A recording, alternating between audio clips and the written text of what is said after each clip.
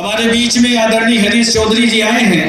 हम सब मिलकर उनका खजुराहो से लेकर मध्य प्रदेश में बुंदेलखंड में अभिनंदन हुआ, फिर बिंद की धरा पे भी अभिनंदन, जगह जगह हमारे सीनियर नेता कार्यकर्ता सभी ने गर्मजोशी से स्वागत किया। कई लोग अभी रिसेप्शन पे हमें कुछ भारतीय जनता पार्टी से जुड़े हुए लोग 1 घंटा से अब बैठे थे यहीं पे भरहूत में होटल में, तो कुछ लोग हमें यहाँ पर मिले, बोले साहब आपके यहाँ जो स्वागत सत्कार होता है, आपके यहाँ जो इतना, हमारी पार्टी में कोई स्वागत सत्कार कभी हम नेताओं का देखने को नहीं पाते हैं। बड़े बड़े नेता आते हैं और उनका स्वागत सत्कार इतना भीड़ भाड़, इतना जलवा जुलूस दिखाई नहीं देता है। पर आपके यहाँ अगर ये सब, अगर जो आपके कार्यकर्ता हैं, जो नेता हैं, अगर मन लगा के काम कर लें, सब एकजुट होकर काम कर जाएं, तो कांग्रेस से ज्यादा तो कुछ मजबूती है ही नहीं। ये देख के ऐसा लगता है। तो ये दूसरे दल के लोग अभी चिंता जाहिर कर रहे थे थोड़ी देर पहले कि आप बहुत मजबूत हैं, और सच में कांग्रेस बहुत मजबूत है। हम कमजोर कहाँ हो जाते हैं जब हम आपस में एक दूसरे की टांग खिंचाई करने लगते हैं। इसलिए आज यहाँ से संकल्प लेकर जाइए कि नेता लड़े तो लड़े, कार्यकर्ता नहीं लड़ेगा, और कार्यकर्ता ही नेता बनाता है और कोई नहीं बनाता। कार्यकर्ता अगर एक है और कार्यकर्ता ने अगर संकल्प ले लिया तो फिर नेता कुछ नहीं कर सकता है, और कार्यकर्ता से ही नेता बनता है और नेता से फिर कार्यकर्ता बन जाता है। ये पार्टी का कार्यकर्ता सम्मेलन है, इसलिए ये बात हम कह रहे हैं। एक तरफ हम देख रहे हैं कि हमारे मध्य प्रदेश कांग्रेस कमेटी से लेकर ऑल इंडिया कांग्रेस कमेटी में भी भारी बदलाव की दिशा में आदरणीय राहुल गांधी जी, आदरणीय खड़गे जी काम कर रहे हैं। संगठन में पुनर्गठन कर रहे हैं, सभी वर्ग को बराबर सम्मान देने का पुनर्गठन में सबका समायोजन हो रहा है। जो हमारा संविधान कहता है उसके अनुरूप कांग्रेस पार्टी काम कर रही है। यहाँ तक कि आरक्षण देने का भी पार्टी ने संविधान, अपने पार्टी का जो हमारा संविधान है उसमें संशोधन करने का भी पार्टी ने काम किया।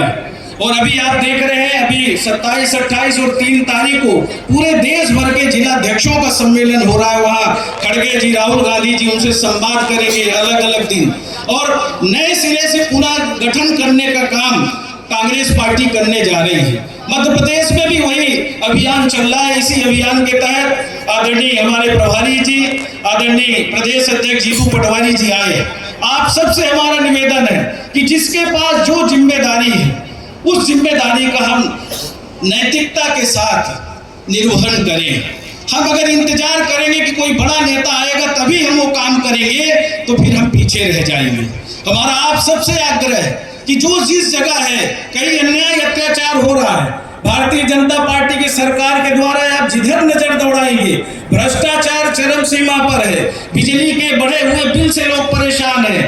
अभी अतिवृष्टि, ओलावृष्टि भी हुई है, आपके यहाँ हुई कि नहीं हुई, बहुत सारी फसल किसानों की खराब हो गई, सीधी सिंगरौली में, यहाँ भी हो सकता है हुआ हो। ऐसे बहुत सारे मुद्दे हैं। यहाँ खनन माफिया हावी है।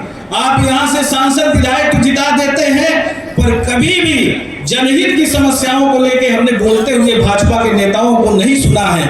इनके कब बहुत सारे, इनका कभी आओ बनाए मध्य प्रदेश, तो कभी शिविर लगाते हैं, जन कल्याण शिविर लगाते हैं, होता कुछ नहीं है, झूठ बोलने के अलावा कुछ नहीं है। और इस झूठ फरेब से अगर आपको निजात पानी है तो जो राहुल गांधी जी ने काम किया था वही काम हम लोगों को करना पड़ेगा।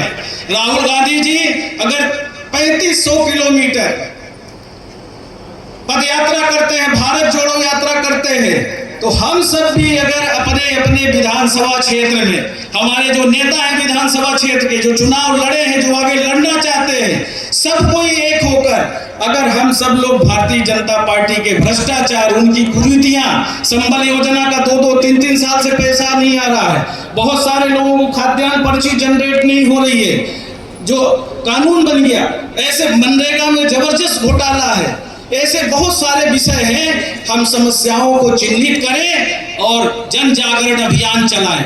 और ये अभियान अगर हमने विधानसभा क्षेत्रवार चलाया और पहले हम विधानसभा क्षेत्रवार पदयात्रा निकालें और जगह जगह जाएं, लोगों को जागृत करने का काम करें, एसडीएम कार्यालय, तहसील कार्यालय का घेराव करें। फिर उसी तरह हम सारे लोग अपने अपने विधानसभा क्षेत्र से पद यात्रा करते हुए जिला मुख्यालय में आए और जिला मुख्यालय में कलेक्ट्रेट का घेराव करें। और ये जब करना हम शुरू कर देंगे तो भारतीय जनता पार्टी की सरकार हिल जाएगी और जो आम जनता जनार्दन है, जो आपसे अलग हो गए हैं, वो आपके साथ खड़े हो जाएंगे।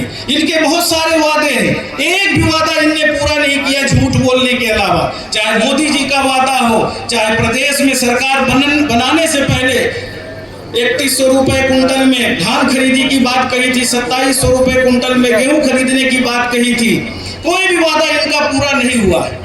इसलिए आप सबसे हमारा निवेदन है कि हम सब मिलकर इस लड़ाई को लड़ें। चाहे हम मंच पे बैठे हुए सभी नेता कार्यकर्ता हैं, चाहे सामने की तरफ है, हम सब जिस दिन एक हो जाएंगे तो हमें कोई नहीं हरा सकता।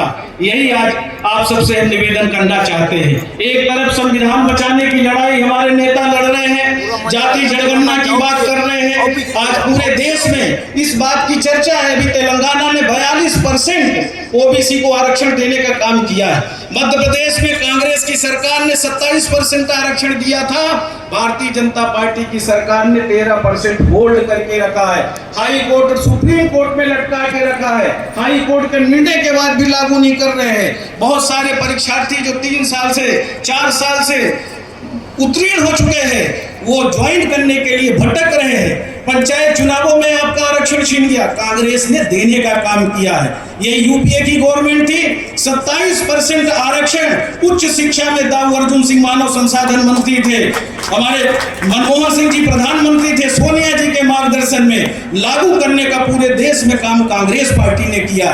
कांग्रेस पार्टी ने खाद्य सुरक्षा अधिनियम लागू किया, सूचना का अधिकार दिया, 25% गरीब बच्चों को पढ़ने का अधिकार, बड़ी से बड़ी स्कूल में जिनका बीपीएल में नाम है, किसी भी जात बिरादरी का हो, वो 25% बच्चा बड़ी से बड़ी स्कूल में दाखिला ले सकता है।